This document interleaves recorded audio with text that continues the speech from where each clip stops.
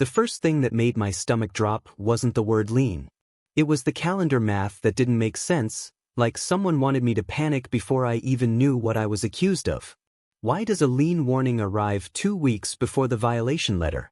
I stood at my kitchen counter with 2 envelopes in my hands, turning them over like they were evidence from a crime scene. The paper felt cheap and brittle, but the intent behind it felt expensive. Outside, a thin winter sun flashed off the window glass and made the ink on the return address look darker than it should have. I'd lived in HOA neighborhoods long enough to know the rhythms. First you get a friendly reminder, then a formal notice, then some fine that's supposed to teach you a lesson.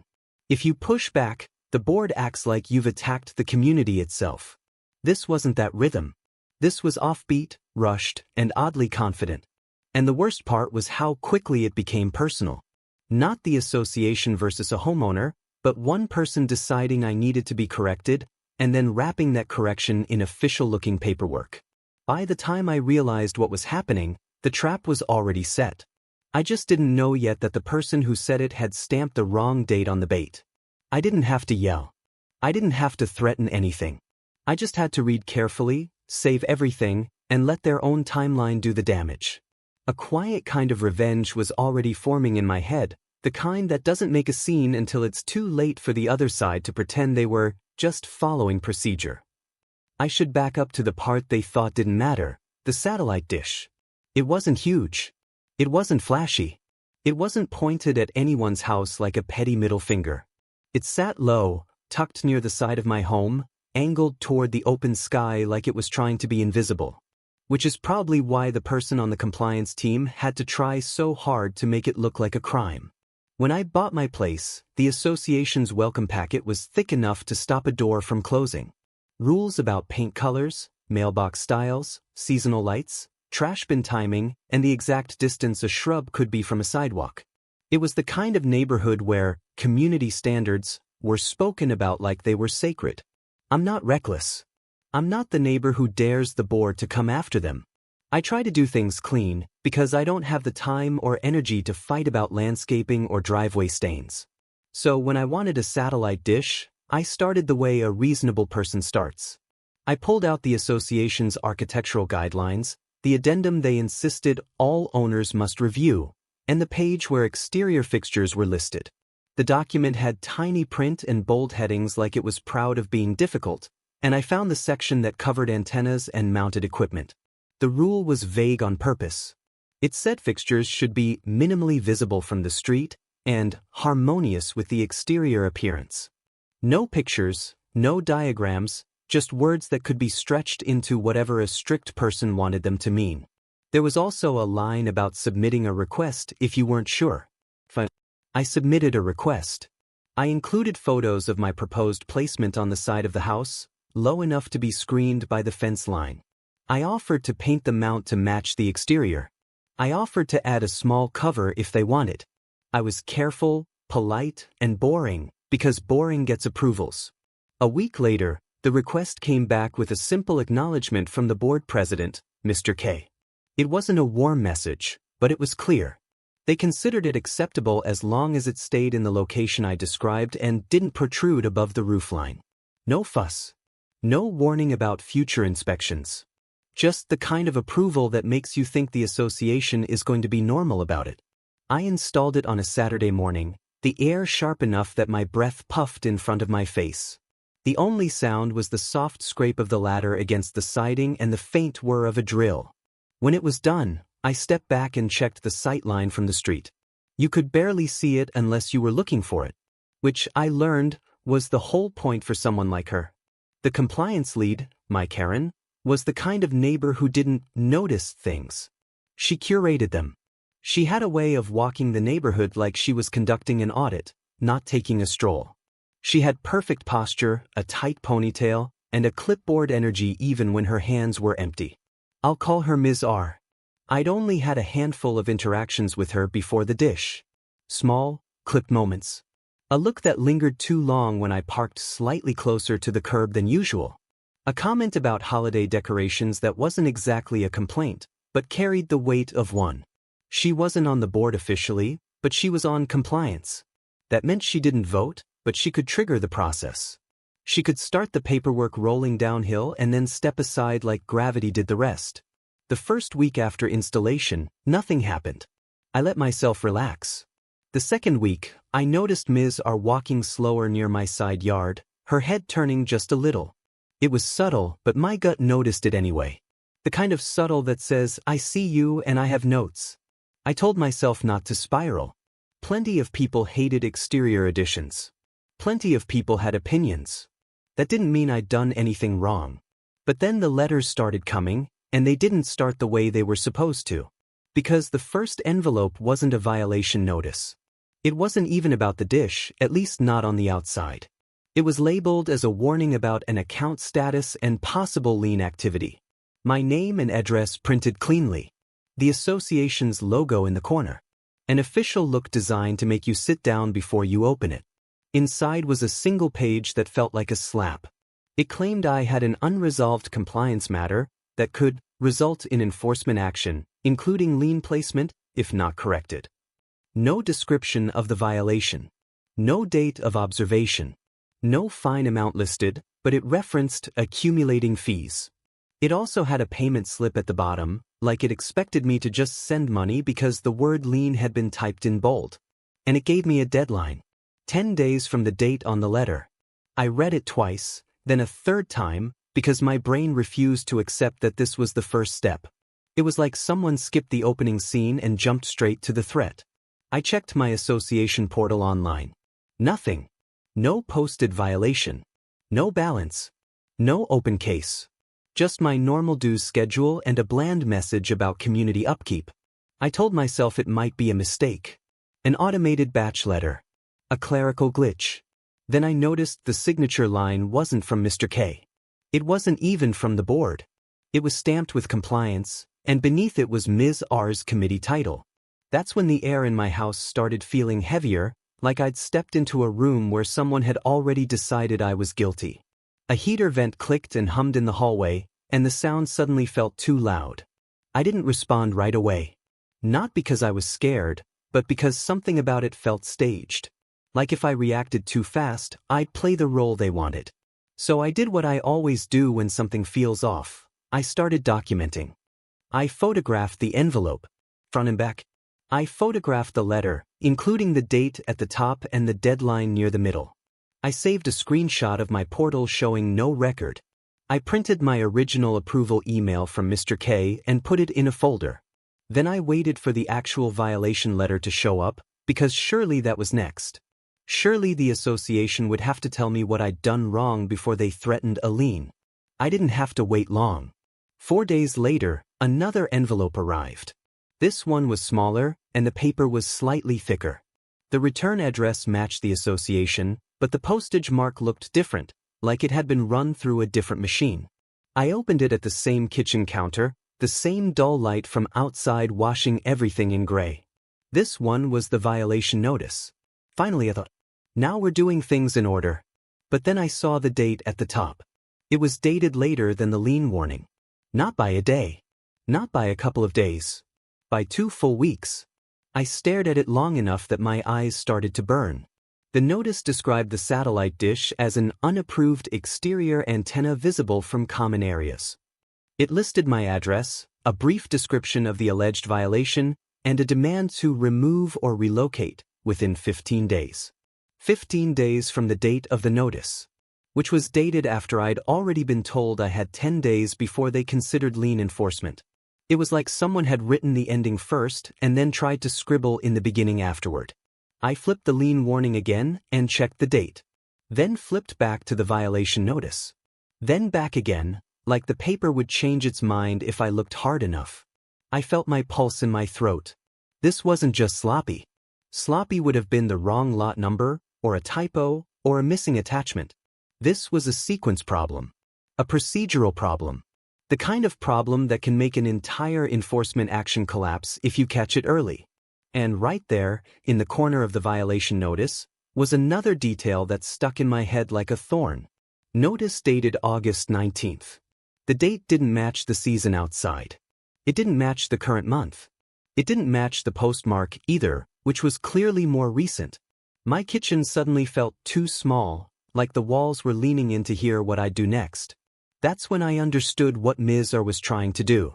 She was trying to rush me into compliance by threatening the most intimidating consequence first. Make me panic. Make me pull the dish down without asking questions.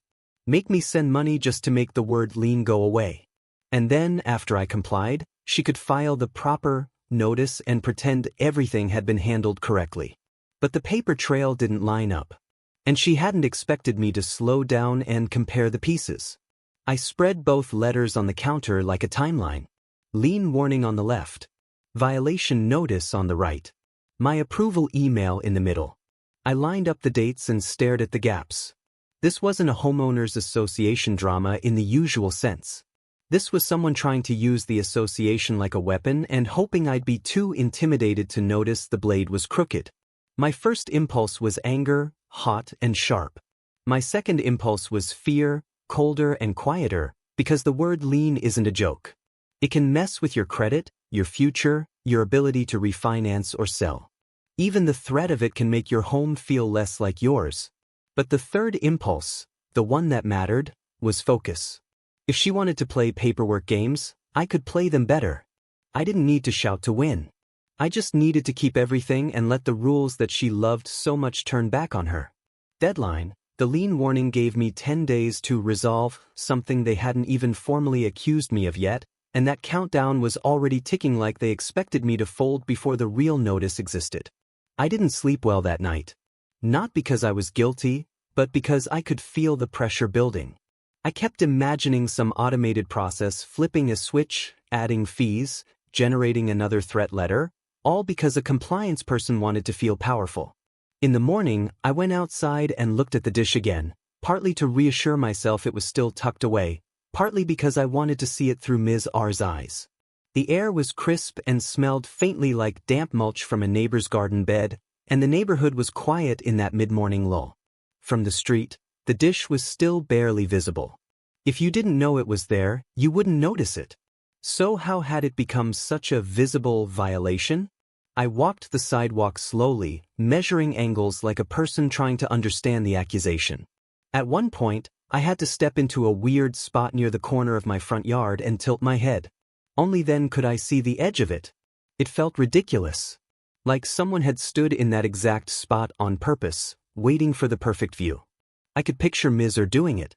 I could picture her satisfaction when she spotted the curve of the dish, like she'd caught me sneaking a forbidden sign into my own yard. Back inside, I pulled up the association guidelines again. I reread the vague language about visibility. I reread my approval. I reread the violation notice with its strange date and its demand to remove or relocate something they had already acknowledged. The more I read, the more the whole thing looked less like enforcement and more like a test. Not of my compliance. Of my reaction. Would I panic? Would I rush? Would I make it easy? I decided I wouldn't. I started building a clean file. Photos from the street showing visibility, my original approval, screenshots of the portal, and scans of both envelopes. Then I did something Ms. R probably didn't expect. I compared the envelopes like they were fingerprints. The lien warning envelope had a postmark that aligned with its letter date. The violation notice envelope had a postmark that was several days after the date printed on the letter. And that date, August 19th, stuck out like a stain. I held the envelopes up to the light, looking for anything else. Different paper. Different printing. Different return address formatting. One had a barcode strip along the bottom, the kind used for bulk mailing. The other didn't. It looked like two different mail processes. Two different attempts. One of them designed to look official and urgent, the other designed to look like a formal violation after the fact. My heart wasn't racing anymore. It was settling into something else. Certainty. Because if the date was wrong and the sequence was wrong, then Ms. R had either made a mistake or tried something intentionally sloppy, assuming I wouldn't challenge it. And if she'd tried to backdate a notice, whether by accident or design, that would become the center of the story, not my satellite dish. I knew the association's process well enough to know they loved procedure when it benefited them. They loved timelines, notice periods, and opportunities to cure. They loved to say they were fair because the documents said they were. So if the documents showed they weren't fair, it would hit them where they lived. Right in their favorite language, compliance. I opened my folder again and wrote a simple timeline on a sheet of paper. Day 1, lien warning arrives. Day 5, violation notice arrives with a later date and a strange earlier notice dated August 19th line. Portal, no record of the first letter. Approval, already granted for the dish location. Then I underlined the part that mattered. Lien threat before violation notice. The more I stared at it, the more it felt like a setup to make me look like a repeat offender. Like if I didn't comply instantly, they could claim I'd ignored multiple notices. That's how the paper games work. They build a story where you're the problem, even if the facts don't support it. I wasn't going to let them build that story unchecked. I drafted a response in my head, not emotional, not defensive. Just procedural. I wanted it to read like someone who understood the association's own rules better than the person trying to enforce them. I also knew who needed to see it first. Not Ms. R. Mr. K. He was the board president, and he'd approved my request. He might not love conflict, but he couldn't ignore a timeline that made the association look incompetent or dishonest. And if there was one thing boards hated more than homeowner pushback, it was being exposed as sloppy in writing. That afternoon, I sat down and opened a fresh document. The cursor blinked like a metronome, steady and patient. Outside, a leaf blower droned somewhere down the street, the sound rising and falling like someone impatiently sweeping the neighborhood clean. I kept my wording simple. I referenced dates. I referenced attachments. I referenced the fact that I had approval for the dish placement, and that the violation notice seemed to contradict prior approval. Most importantly, I referenced the mismatch.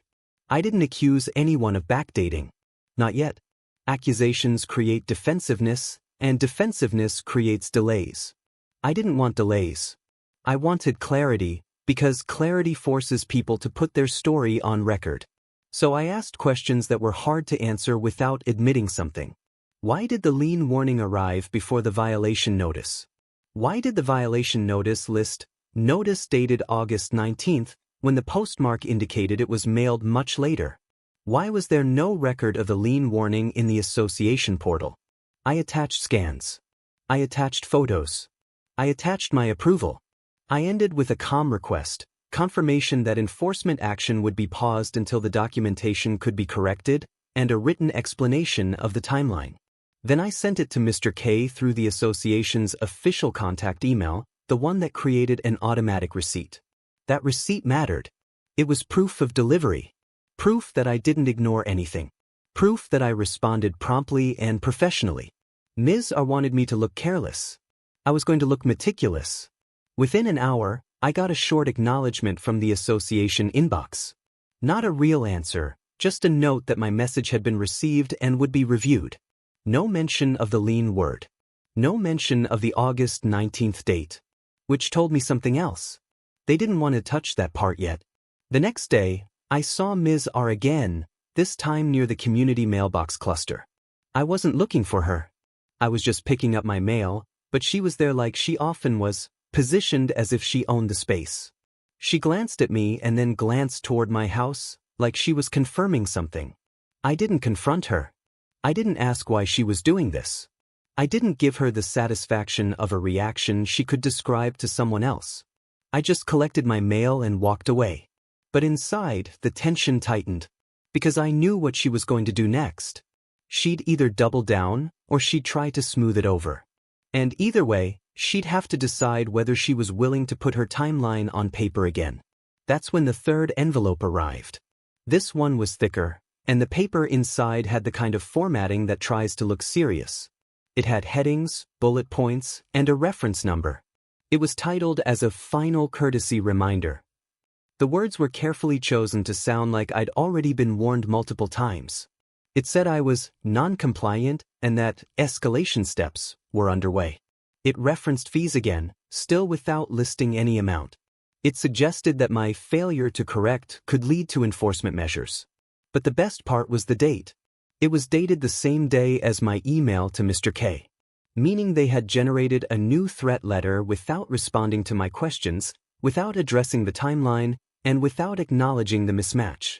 They were trying to outrun the problem by creating more paper. I laid it next to the others, forming a 3-letter spread across my counter. The sunlight shifted as a cloud passed, and for a moment the room dimmed, like the house was holding its breath. I checked the postmark. I checked the printed date. I checked the language. This letter didn't mention the satellite dish directly. It stayed vague, like it was trying to preserve flexibility. If they kept it vague, they could claim it applied to whatever they wanted. But it also did something else. It referenced prior notices as justification for escalation. Prior notices that didn't match. My hands were steady now, which surprised me. I expected anger, but what I felt was almost clinical.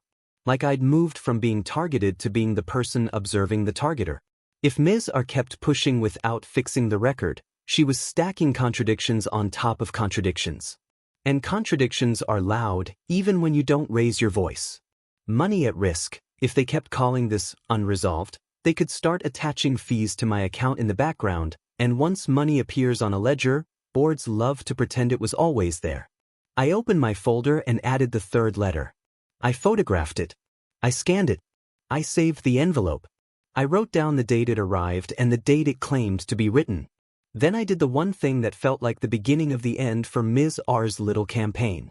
I compared the ink and formatting across all 3 letters and realized the lien warning and the final courtesy reminder shared the same template style. The violation notice didn't. 2 letters that leaned on intimidation, one that tried to establish legitimacy after the fact. It looked like someone was generating threat letters internally without following the normal enforcement track. Like compliance was trying to operate as its own little court. I didn't know yet whether the board understood what Ms. R was doing, or whether she was acting with their quiet approval. But I knew something important. If the board didn't know, they were about to be embarrassed. If they did know, they were about to be exposed.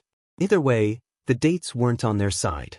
I set the letters back down, squared the edges, and took one more photo of the entire spread, because I could feel this turning into something bigger than a dish. Something that could force the association to admit, in writing, that their enforcement process had been mishandled.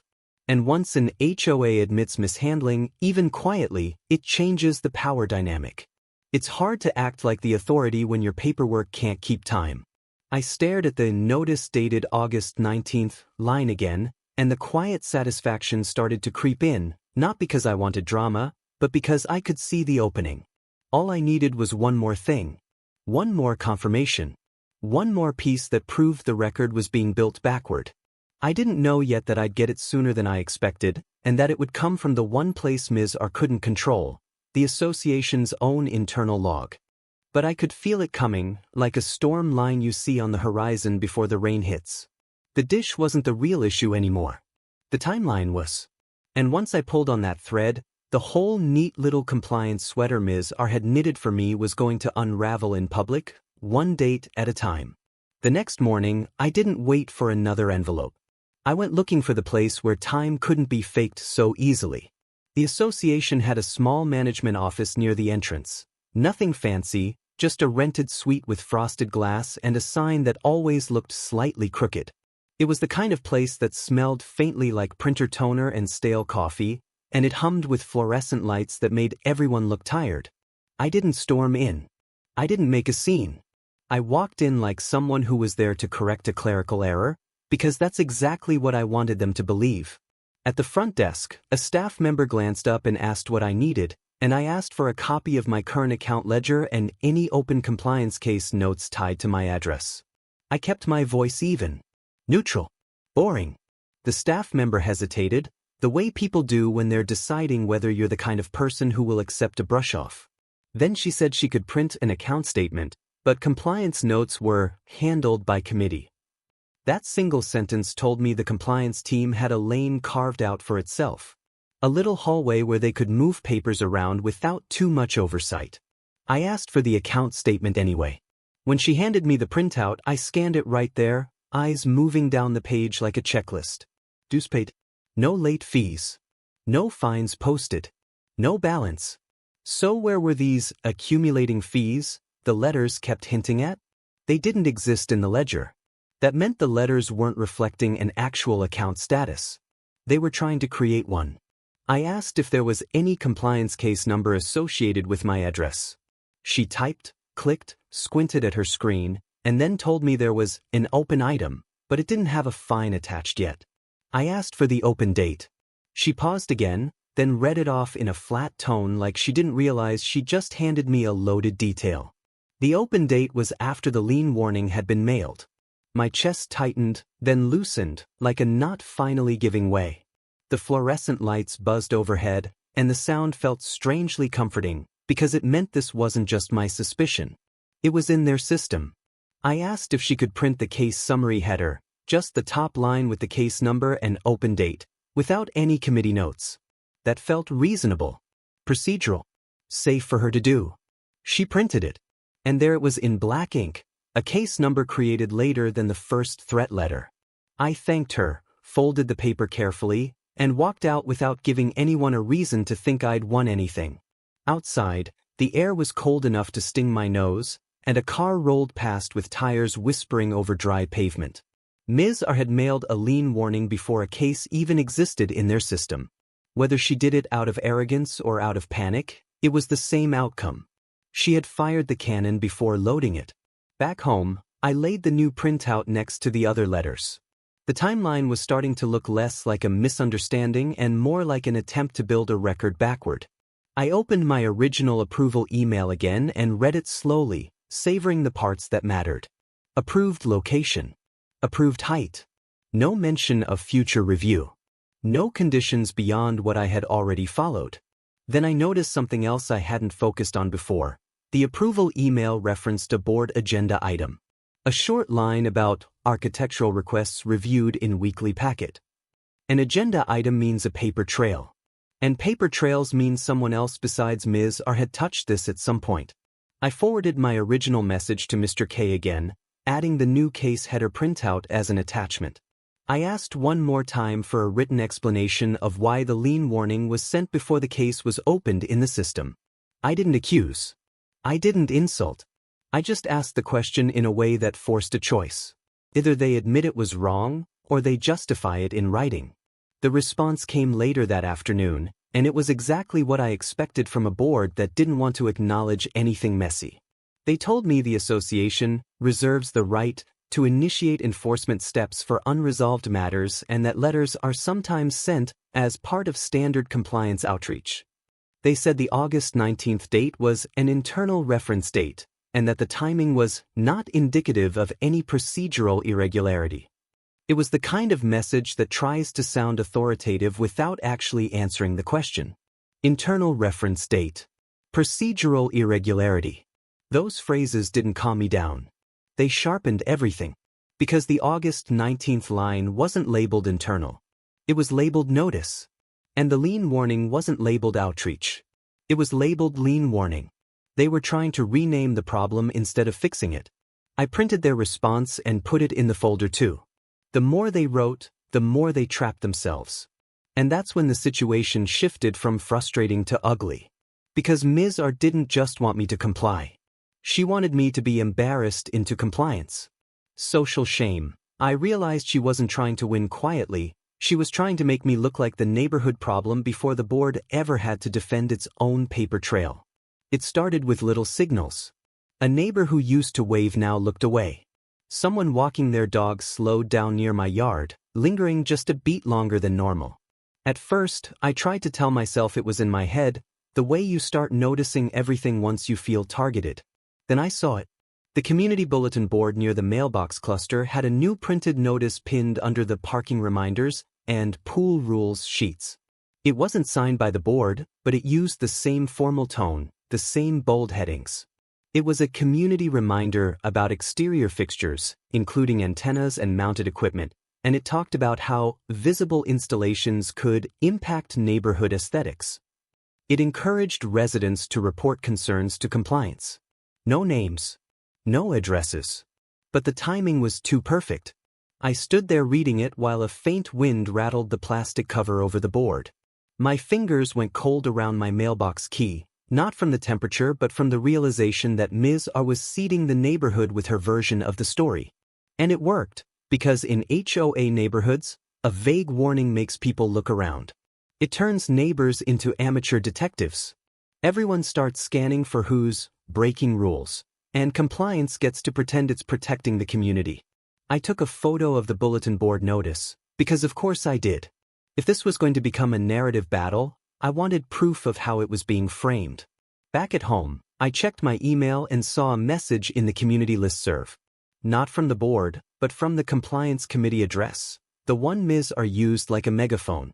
The message didn't mention me directly, but it talked about recently observed unapproved installations and the importance of reporting violations promptly.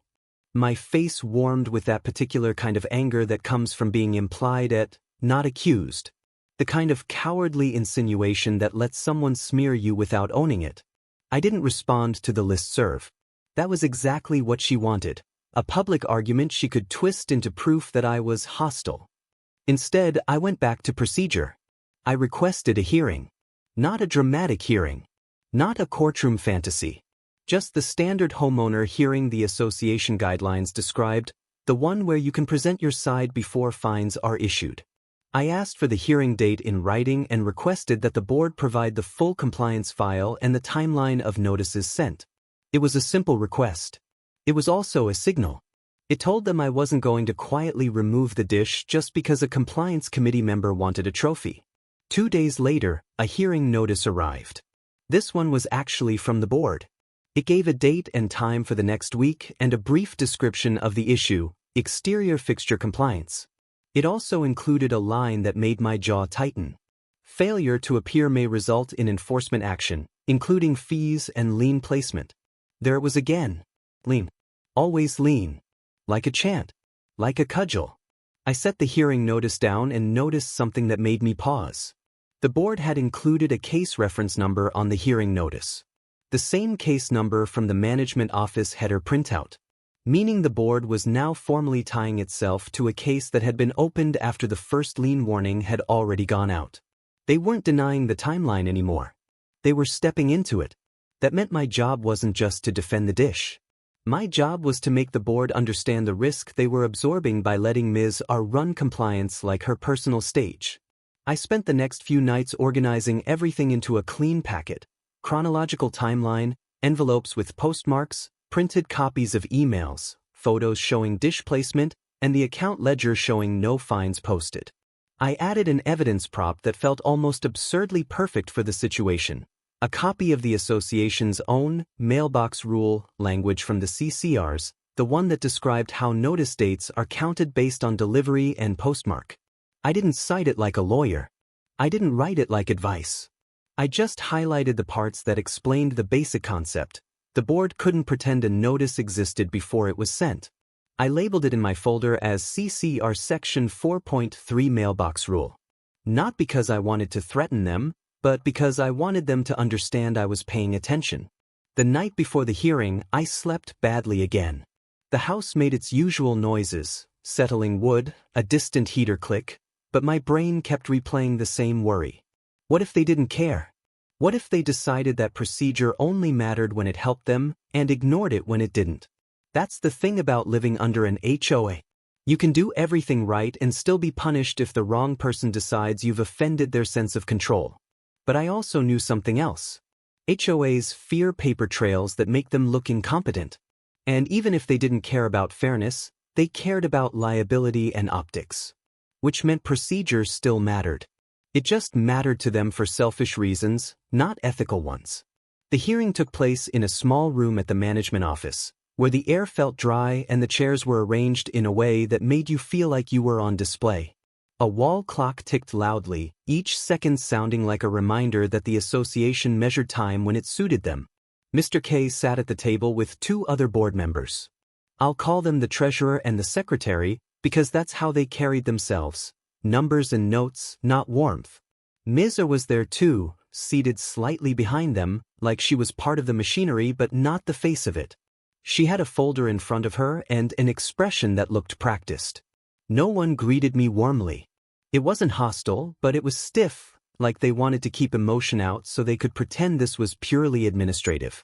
I placed my packet on the table, 1 copy for them and 1 for me. I didn't ramble. I didn't apologize. I walked them through the timeline. Approval granted. Installation completed as described. Lien warning received with no violation description and no portal record. Violation notice received later with a notice date that didn't match the postmark. Case opened after the lien warning had already been mailed.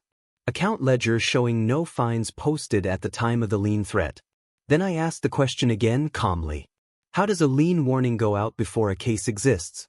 The treasurer looked uncomfortable. The secretary avoided my eyes and stared at the packet like she hoped it would solve itself. Mr. K cleared his throat and said they were reviewing compliance communications and that sometimes templates are sent in error. Sent in error. A phrase that tries to shrink the problem.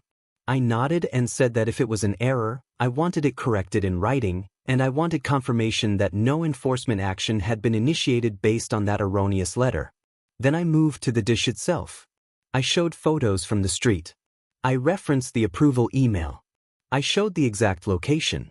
I explained that the dish wasn't above the roofline and wasn't visible unless someone stood in a specific spot and looked deliberately. Ms. R shifted in her chair like she wanted to interrupt, but she didn't. Instead, she slid a single page forward toward the board, her own observation log, I guessed. It had dates, short notes, and a line that described the dish as clearly visible from common areas. Clearly visible.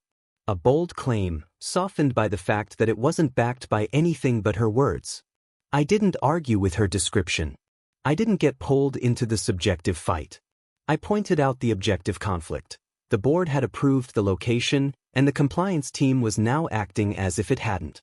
That meant either the board approval process was meaningless, or the compliance team was ignoring it. Either option made the board look bad. I let that hang in the room. Mr. K said they would take it under advisement and issue a written determination. Then the secretary said something that made my skin prickle. She mentioned that in the meantime, the compliance item would remain open and that standard fees could apply if the matter wasn't resolved promptly. There it was again. The money pressure. The fear lever. I didn't react outwardly, but my brain clicked into a colder mode. Because fees applied to an open item meant Ms. R could keep the case open indefinitely, keep the pressure on, and keep the neighborhood whispering. I asked one more question as neutrally as I could. What specific fee schedule were they referencing, and when would it begin? The treasurer looked down at his notes. Mr. K said they'd provide that information in the written determination. A non-answer. A delay. A way to keep me uncertain. The hearing ended with that familiar HOA fog. No clear resolution, just an implication that I should comply to avoid trouble. I walked out with my packet still neat, my posture calm, my face neutral. But inside, something shifted from defend myself to contain the damage. Because Ms. R's strategy was obvious now. She wasn't trying to win by proving I was wrong. She was trying to win by exhausting me with ambiguity, fees, and social pressure until I gave up. And the board was letting her do it because it was easier than confronting the fact that their process had been corrupted by one person's obsession. That's when I decided I wasn't just going to defend my dish. I was going to make the process itself the battlefield. Legal consequence. The board kept floating lien language like a threat in the air, and I could feel how quickly a sloppy paper trail could turn into a real mark against my property if I didn't force them to close the loop properly. The written determination arrived 3 days later, and it was the kind of document that tries to sound final while leaving escape hatches everywhere. They acknowledged that I had submitted an architectural request and that the board had previously reviewed it. They also claimed the approval was conditional on the installation remaining non-visible. Conditional. A word that wasn't in the original email. Then they said the compliance committee had observed the dish as visible, and therefore I had to mitigate visibility within 10 days. Not necessarily remove it, but make it less noticeable. 10 days. Another countdown. They included no mention of the lien warning being sent in error. No apology. No clear statement that enforcement hadn't been initiated. Just silence around the most important procedural issue. But what they did include was a line about fees. If the dish remained in violation after the mitigation window, a daily fine schedule could begin. Daily. That's how they make you panic. They don't say, "We will ruin you." They say, "We will add a little pressure every day until you break." I read the letter twice, then set it down and stared at the wall for a moment, letting the quiet stretch. A neighbor's sprinkler system clicked somewhere outside even though it was cold, the rhythmic tick-tick sounding like a malfunctioning metronome. I could have complied in the way they wanted. I could have bought a cover, built a screen, changed the placement slightly. But that would have taught Ms. R something dangerous, that she could send whatever she wanted, in whatever order she wanted, and I'd still move when she tugged the string. I wasn't willing to teach that lesson. Instead, I focused on what they didn't address. The lien warning. The backdated-looking notice. The case opened after the threat. If they refused to address it, I needed to force it into the record in a way they couldn't ignore. So I sent a follow-up response. Again, procedural. I said I would consider reasonable mitigation options consistent with the original approval, but I needed written confirmation that the lien warning letter was void and had not initiated any enforcement action. I also requested a copy of the Compliance Committee observation log and any internal mailing log entries tied to my address, because the notice dated August 19th line needed clarification. I didn't make it a demand. I framed it as a request for accuracy. Accuracy is a word boards love to pretend matters to them. Then something happened that made my stomach drop again, but for a different reason. The next morning, my next-door neighbor, someone I'd exchanged polite greetings with but never gotten close to, approached me while I was bringing in a package. The sky was bright and pale, and the cold made the plastic shipping wrap crinkle loudly in my hands. He didn't accuse me directly. He didn't ask a clear question. He just said he hoped I wasn't going to cause trouble with the association, because everyone wants the neighborhood to look nice. That's how social shame works in HOA communities. It doesn't come as a direct attack. It comes as a soft suggestion that you're selfish if you resist. I realized Ms. R's bulletin board notice and listserv message had done their job. People didn't know details, but they knew someone was breaking rules. And in a neighborhood trained to fear enforcement, people side with the enforcer by default. I nodded politely and said I was handling an administrative error and wanted the record corrected. I kept it simple and non-confrontational. But inside I was furious, not at my neighbor, but at the mechanism. The way a compliance committee member could weaponize community pressure without ever proving anything. That's when I knew my response couldn't stay private. Not in the sense of blasting the neighborhood, but in the sense of forcing the board to deal with the reputational risk Ms. R was creating. Because if the association allowed a compliance committee to send premature lien warnings, it wasn't just me at risk. It was the credibility of the entire enforcement process. And credibility is the only currency boards actually care about, even more than money. I added another evidence prop to my folder, a screenshot printout of the listserv message, with the timestamp and sender info visible. I labeled it Community Notice Excerpt. Then I started drafting the procedural strike I'd been hinting at since the first day, the one that didn't require threats, only precision. I wasn't going to tell them what they should do. I was going to ask them to reconcile their own documents, in writing, with their own timelines. I created a one-page chronology with 3 columns: document name, printed date, postmark/receive date. I attached envelope photos. I attached the management office case header printout. I attached the board's written determination. Then I added a single, quiet line that felt like a pin in a balloon. If the association contends that notice was properly issued on August 19th, please provide the mailing log entry or delivery record confirming that issuance. Not a threat. A request. But it was a request with teeth because there are only a few ways they could answer. They could produce the log, which would either show it never happened or show an even bigger inconsistency. They could admit the date was wrong. Or they could refuse to provide it, which would make the refusal itself part of the record.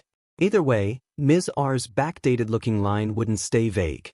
It would become a question the board had to answer. The board responded 2 days later with a tone shift. Less confident. More careful. They said mailing logs were maintained by management and not always accessible for homeowner review.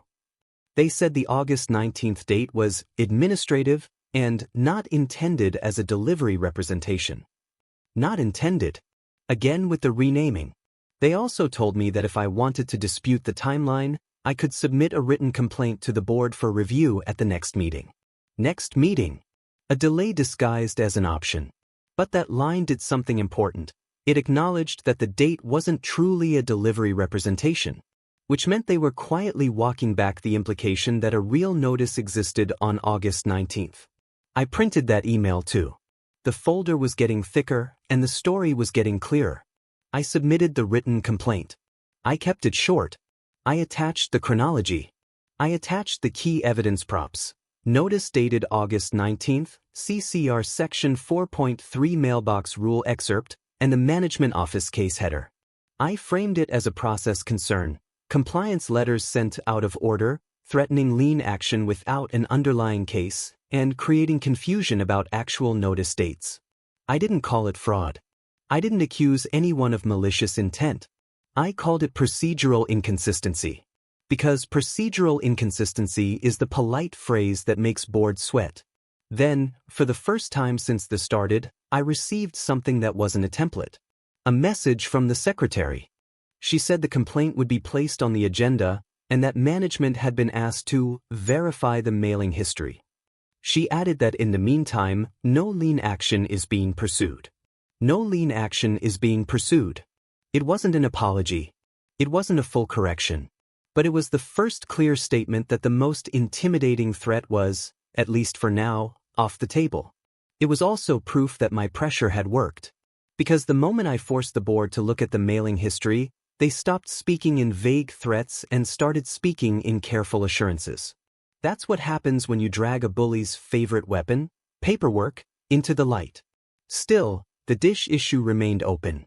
Ms. R's compliance case remained open. And the neighborhood gossip machine was still humming.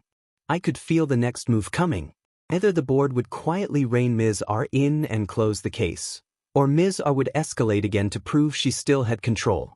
And if she escalated, I needed to be ready to make that escalation backfire. The association sent a lien warning before my violation notice even existed in their system, and the notice dated August 19th, line didn't match the postmarks or case open date. I documented everything, requested a hearing, and forced the board to admit in writing that no lien action was being pursued while they verified mailing history. The board meeting agenda came out the next day, posted on the community portal like it always was, dry headings, bland topics, and a small line item buried in the middle. Owner complaint regarding compliance notice procedure. That was me. Without my name, but everyone in a small HOA can smell what a line item means. I printed the agenda excerpt and added it to my folder as board agenda excerpt, because it mattered. It showed the issue wasn't just a private squabble anymore. It was officially on record. And then Ms. R did what people like her do when they feel control slipping. She tried to force a win before the agenda could turn into accountability. Another letter arrived, hand-delivered this time, tucked into my door like someone wanted it to feel immediate and intimate. No envelope. Just paper against my paint, like a message taped to a target. It said the compliance committee had conducted a follow-up observation and found the dish still visible. It demanded immediate removal within 72 hours to avoid further action. 72 hours. She wasn't even pretending to follow the board's 10-day mitigation window anymore. She was freelancing.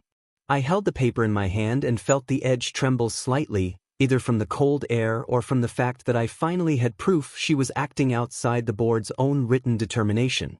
I went back inside and took a photo of it against the doorframe before I even set it down. The light in the hallway was warm, but my skin felt chilled. Then I compared it to the board's determination again. Board, mitigate visibility in 10 days. Compliance committee, remove in 72 hours. That wasn't enforcement. That was intimidation. I didn't respond to Ms. R directly. Instead, I sent the photo to the secretary with a simple question. Is this directive authorized by the board? No emotion. No accusation. Just the kind of question that forces a yes or no. The secretary responded late that evening with a short message that read like it was written with clenched teeth. She said the compliance committee does not have authority to alter board-issued cure periods and that all communications should align with board determinations. I printed that too. Ms. R had just been slapped, quietly in writing by the board. And now I had it documented. This was the moment the retaliation plan stopped being a concept and became a path. Because if Ms. R was willing to send unauthorized threats, and if the board was willing to contradict her in writing, then the board was already preparing to distance itself from her. All I had to do was help them choose that distance. Deadline tease. Ms. R's 72-hour stunt gave me a new countdown to exploit, because every unauthorized deadline she created became another crack in her credibility I could widen at the board meeting. I didn't remove the dish. I didn't build a screen overnight. I didn't scramble. Instead, I prepared for the board meeting like it was a performance where the only lines that mattered were already written in their own documents. I organized my packet into 3 clean sections: approval and installation proof, notice timeline and mailing inconsistencies, and unauthorized compliance communications.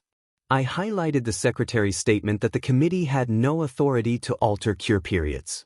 I highlighted the board's no lien action being pursued line. I highlighted the management office case open date. And then I did the quietest, most satisfying thing you can do in a homeowners association drama when someone is trying to shame you into silence. I stayed calm and made sure the record would speak louder than gossip. Because once I walked into that meeting, I wasn't going to argue about whether a dish looked ugly. I was going to ask why the association's own process had been hijacked by a compliance committee member with a stapler and a grudge. And I was going to do it in a way that made the board realize the safest move for them was to correct the record, close the case, and treat Ms. R's internal dates like the liability they had become. The neighborhood could keep whispering if it wanted. But the board agenda was printed, the documents were stacked, and Ms. R had already handed me the deadline she thought would scare me. By the time that 72-hour clock ran out, she was the one who'd be watching the calendar nervously, not me. Board meeting nights in my neighborhood always had the same vibe: overly bright lights in a too-small room, a table set up like a barrier, and a handful of residents who showed up mostly to watch drama they pretended they hated. The air that evening felt dry and recycled, and the faint hum of the overhead fixtures made the silence seem louder than it should have been. I arrived early with my packet in a plain folder. No labels screaming conflict. No dramatic binders. Just clean paper, neatly ordered, because this wasn't about theatrics. It was about making sure the association couldn't pretend confusion. Ms. R was already there. She sat near the front, angled toward the board table like she belonged in the lineup, not the audience. Her posture was crisp, and she had that look people wear when they think the room is already theirs. She didn't glance at me like a neighbor. She glanced at me like an item on a list. The board members filed in a few minutes later: Mr. K, the treasurer, the secretary. They looked tired, the way volunteers look when the job stops feeling like community service and starts feeling like managing threats. The meeting started with routine items: landscaping contracts, pool gate reminders, a brief complaint about dog waste that made everyone nod solemnly. It was all so normal it almost felt absurd that my issue was sitting in the agenda like a live wire. Then the secretary reached my line item: owner complaint regarding compliance notice procedure. She said my address out loud, not my name. That's how they keep things neutral, as if anonymity makes the conflict less personal. A few heads turned. Someone shifted in their chair. The room felt suddenly warmer, like attention generates heat. I stood when invited, walked to the front, and placed 3 packets on the table, 1 for each board member. The paper slid softly against the tabletop, the sound sharp in the quiet. I didn't start with the dish. I started with the timeline. I said I was there because the compliance process had produced contradictory documents, including a lien warning that arrived before the violation notice and before a case existed in the management system. I referenced the case header printout and the account ledger showing no fines posted at the time of the lien threat. I watched the board members' eyes drop to the dates as I spoke, because dates are harder to argue with than feelings. Then I introduced the first evidence prop again, cleanly. Notice dated August 19th. I didn't say it was backdated. I said it did not match the postmark and did not align with the case open date. I asked, in plain terms, how a homeowner is supposed to respond appropriately when the association's notices do not reflect a coherent sequence. The treasurer's jaw tightened. The secretary's pen paused above her notes. Mr. K looked like he wanted the floor to open up and swallow the words lien warning. Ms. R shifted in her seat, just slightly, like she felt the momentum moving away from her. That's when I introduced the second evidence prop, carefully, and only because it mattered now. CCR Section 4.3 Mailbox Rule. I explained, without giving advice, that the association's own governing documents described how notice periods are counted. Delivery matters. Postmarks matter.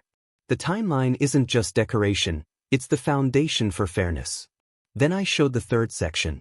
The unauthorized 72-hour directive that had been hand-delivered, contradicting the board's written 10-day mitigation window.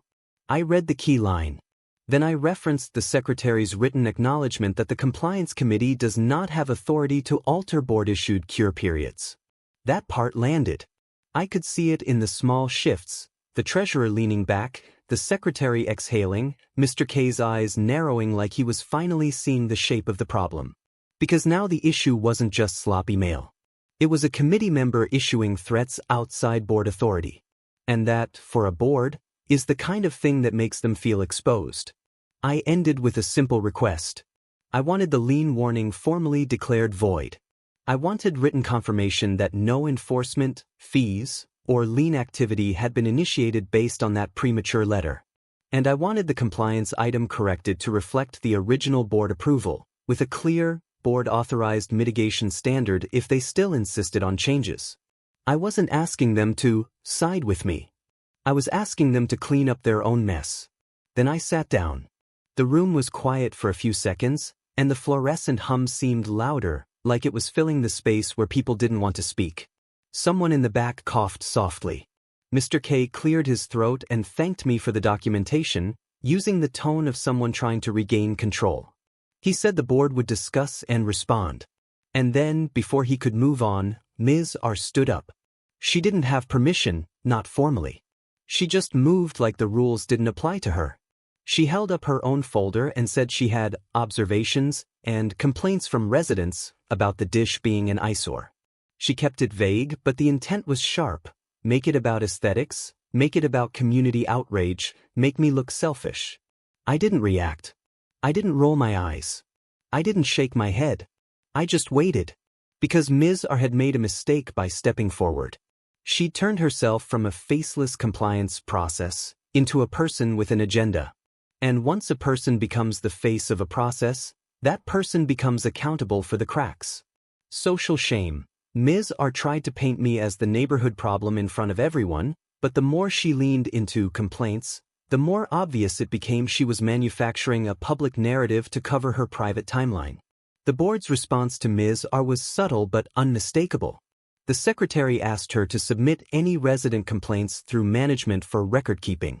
The treasurer asked whether any complaints had been logged formally. Mr. K asked whether compliance communications had been coordinated with the board after the written determination. Ms. R's posture tightened. She wasn't used to being questioned.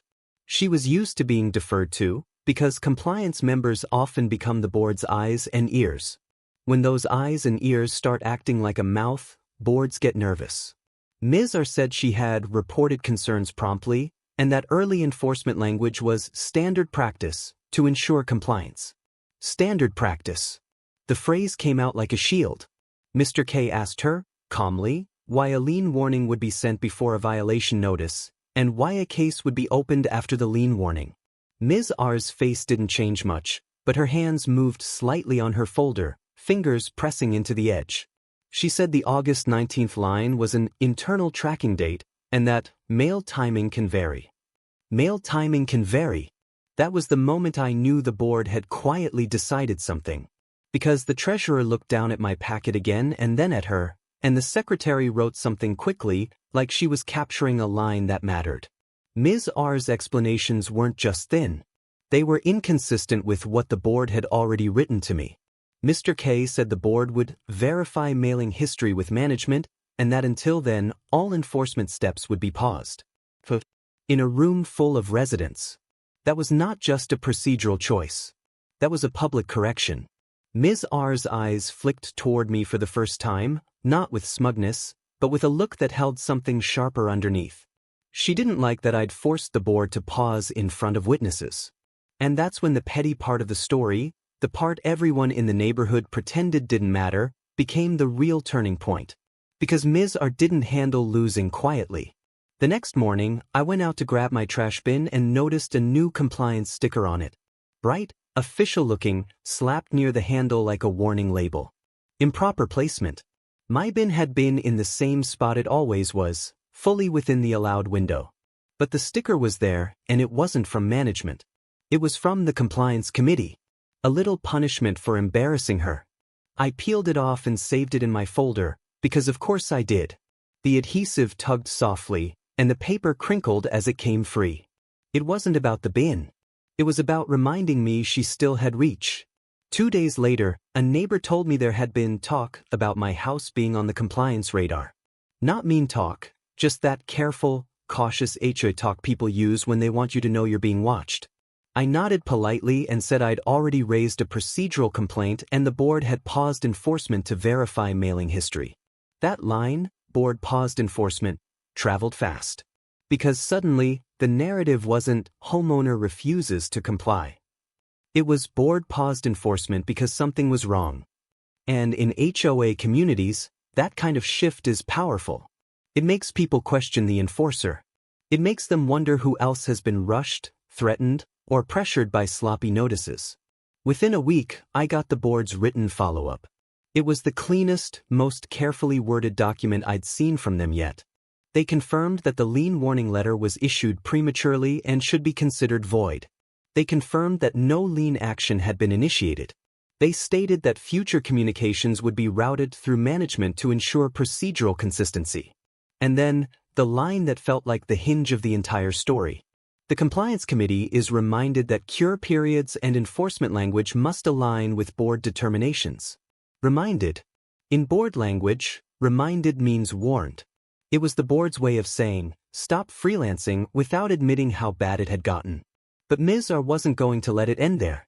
Because when someone like her loses a battle of paperwork, she tries to win a battle of inconvenience. The board's letter gave me breathing room, but it didn't close the dish issue entirely. They still wanted mitigation, but now it was framed as a collaborative solution rather than a threat countdown. They suggested a simple screen panel or a relocation a few inches lower, something that would reduce visibility from the street. If the conflict had been purely about aesthetics, I might have done it and moved on. But it wasn't. It was about power. About someone using procedure as a weapon and then hiding behind the idea of internal dates when caught. So I chose the one mitigation option that did two things at once. It satisfied the board's visibility concern and created a documented reason to close the compliance case cleanly. I installed a small, tasteful screen panel on my side yard fence line. Nothing dramatic, just enough to block that weird angle view from the sidewalk corner where someone would have to stand deliberately to see the dish. The work took an afternoon. The wind rustled faintly through the fence slats while I measured and fastened the panel, and the sound of the drill was steady and controlled. Then I took photos from every relevant angle. From the street. From the corner. From the common area, path Ms. R claimed revealed it. The dish was now effectively invisible unless you trespassed into my side yard.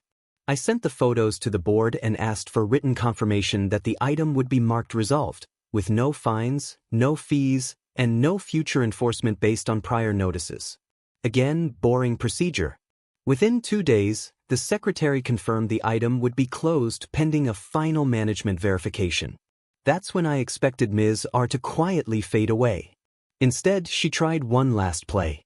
A community feedback survey appeared in the listserv, sent from the Compliance Committee address. It asked residents to rate the importance of strict exterior enforcement, including antennas, fixtures, and visible installations. It framed the whole thing as community standards, as if the only reason this was happening was because people demanded it. The timing was obvious. It was a retaliation attempt dressed up as community involvement. But it backfired. Because a handful of residents replied, not angrily, just pointedly, asking why compliance was sending surveys about enforcement right after the board had paused and corrected notice procedures. They didn't mention me by name. They didn't mention the dish. But they asked the question that mattered. Is compliance following the board's process? That single question was the quiet revenge I'd been building toward. Not a public shaming campaign. Not a dramatic confrontation. Just the community noticing the machinery and noticing that someone had been running it wrong. I didn't respond to the survey. I didn't need to. I let other people's curiosity do the work. A week later, management sent me the final closure notice. Quote, no fines, no fees, no further action. It was simple. Final. And yet, it didn't feel like the end, because I knew Ms. R would tell herself she hadn't lost. She'd tell herself she'd forced mitigation. She'd tell herself she'd protected the neighborhood. But the truth was in the paper trail. She tried to rush me with a lien warning before the violation even existed. She tried to hide behind a strange, notice dated August 19th, line. She tried to issue unauthorized 72-hour threats. And now the board had put in writing that compliance needed to align with board authority. That was the real win. Because the next time Ms. R tried to use paperwork as a weapon, she'd have to remember that someone had already called the bluff once and survived. The satisfying part of the story wasn't that my dish stayed up exactly as it was. It didn't. I mitigated. I adjusted. I played the game just enough to close the case cleanly. The satisfying part was that the association had to admit, in writing, that their most intimidating threat had been premature and void. The word lien had been used to make me flinch. And it didn't work. That's the thing people like Ms. R forget. The Homeowners Association drama doesn't always favor the loudest voice. Sometimes it favors the person who keeps the envelopes, saves the postmarks, and forces the timeline into the open. I kept my folder even after the closure notice. I didn't shred it in celebration. I didn't toss it in a drawer and forget it. I kept it because I understood something now. Compliance committees don't always get corrected because they did something wrong. They get corrected because someone proves it so clearly the board can't ignore the risk. And risk is what moves them. A few weeks later, I noticed Ms. R wasn't at the front of meetings anymore. The compliance committee emails stopped sounding like personal sermons and started sounding like management templates. The bulletin board notices became shorter and less dramatic. I can't claim she was removed. I can't claim some cinematic downfall. What I can say is that she stopped acting like she could write her own timeline. And in a neighborhood like mine, that change is as close to a victory as you get. The neighbors who had been cautious around me went back to normal.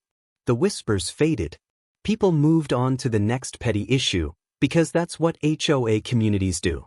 But every time I walked past the mailbox cluster and saw the bulletin board, I felt a small, private satisfaction. Not because I'd won against the association. Because I'd forced it to remember it couldn't bully people with fake urgency and mismatched dates. That's the theme that stuck with me. Abuse of power doesn't always look like shouting. Sometimes it looks like a backdated line on an official letter, slipped into your world to make you obey. And sometimes the best petty justice is simply refusing to be rushed. After it was all closed, I had a quiet moment one evening in my living room, the soft glow from a lamp warming the corner where my folders sat on a shelf. Outside, the neighborhood was calm, and the faint sound of distant traffic felt like background static to a life that had returned to normal. I thought about how close I'd come to ripping the dish down the first day, just to make the threat disappear. I thought about how easy it would have been to panic, to send money blindly, to comply without question because the word lien carries so much weight. And I realized that was the real danger of the whole thing. Not the dish. Not even Ms. R. The danger was how quickly fear can make you surrender your footing in your own home. I didn't feel triumphant in a loud way. I felt steadier. Like I'd learned the shape of the system and where it cracks when someone tries to abuse it. The cost was stress and sleepless nights and a neighborhood that briefly looked at me like I was the problem. But the payoff was knowing I could push back without turning into the thing I hated. I could stay calm, stay factual, and still get a satisfying revenge story out of it, one that didn't require cruelty, only patience. And if Ms. R ever tried the same tactic on someone else, there was now a board email and a procedure reminder sitting somewhere in their records, waiting to be found. That thought made me exhale slowly, the tension leaving my shoulders like it had finally been given permission to go. If this HOA versus homeowner mess felt familiar, hit like, share it with someone stuck in an HOA nightmare, subscribe, turn on notifications, and drop your own homeowners association drama in the comments, especially any HOA fines gone wrong. Thanks for watching.